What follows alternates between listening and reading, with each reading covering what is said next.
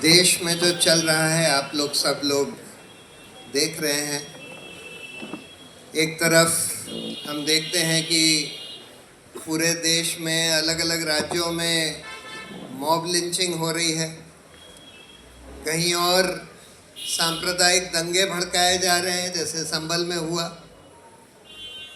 जगह जगह इस तरह की बेहूदी पिटीशन फाइल करी जा रही हैं कि ये मस्जिद के नीचे मंदिर था कई सौ साल पहले और उसकी खुदाई करके पता लगाना चाहिए कि इसके पहले मंदिर था, जबकि प्लेसेस ऑफ वर्शिप एक्ट में वो रोक लगा दी है कि 1947 में जो स्थिति थी वो यथास्थिति मेंटेन करी जाएगी। कुछ लोगों के ऊपर बस आरोप लगा के उनके घर बुलडोज कर दिए जा रहे हैं,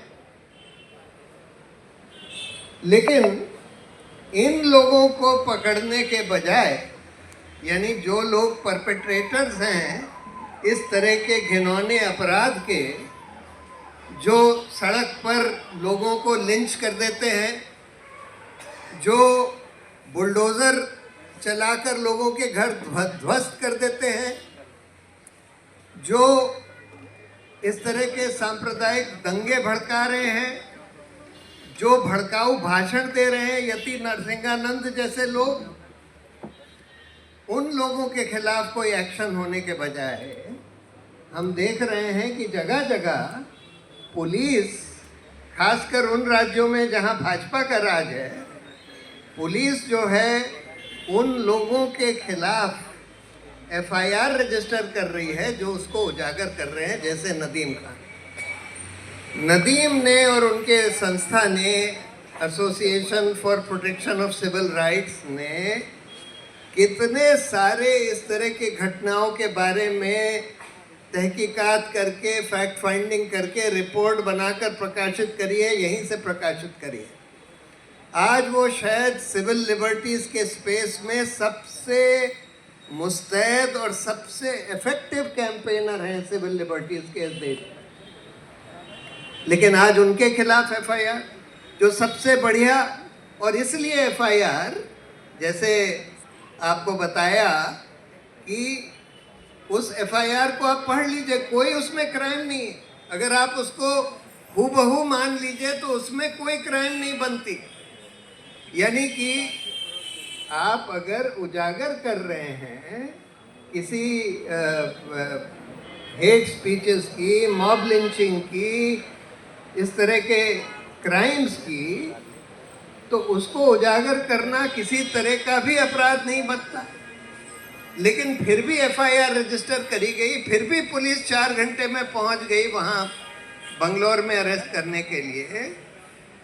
तो ये सीधा दिखाता है कि आज पुलिस भी इस तरह के अपराधों में शामिल हो गई।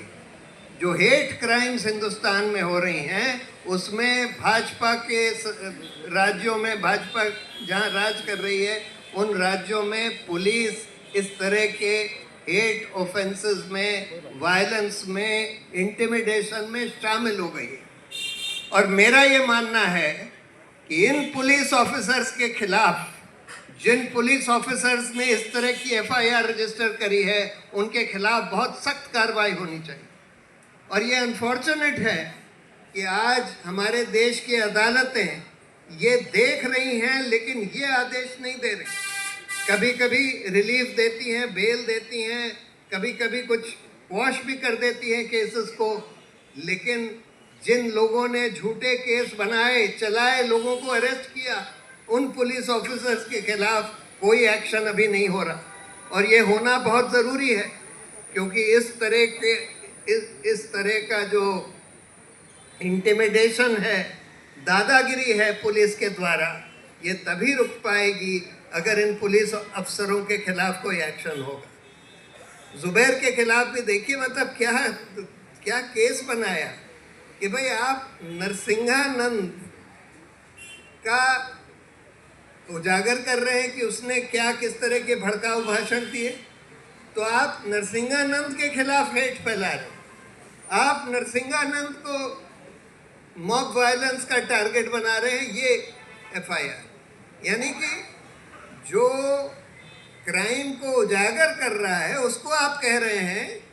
तो यही हो गया ना कि अगर आप किसी सीरियल रेपिस्ट को एक्सपोज करें कि भाई इसने एक के बाद एक 50 रेप कर दिए, तो फिर आपके ऊपर ये आरोप लगाया जाएगा कि आप उस सीरियल रेपिस्ट के खिलाफ हिंसा भड़का रहे हैं, क्योंकि उसके खिलाफ हेट फैला रहे हैं।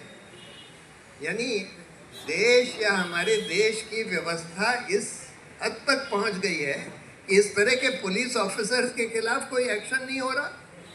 बिल्कुल तुरंत मैं तो ये सब सारे लोगों से, पूरे देश से, जुडिशरी से दरखास्त करना चाहता हूँ कि अब ये समय आ गया है कि इन सारे पुलिस ऑफिसर्स को एक एक करके चिन्हित करके इनके खिलाफ सख्त से सख्त कार्रवाई होनी चाहिए। इनको सस्पेंड करना चाहिए, इनके खिलाफ क्रिमिनल इंटिमिडेशन, फॉल्स प्रोसिक्यूशन वगैरह के केसेस चलाने चाहिए, तब जाकर ये सिलसिला रुकेगा।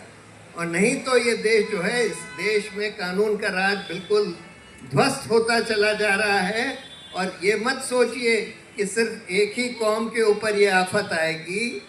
जब इस तरह का कानून का राज ध्वस्त होता है तो एक एक करके सब लोग उसमें पिसते हैं, सब पिसें।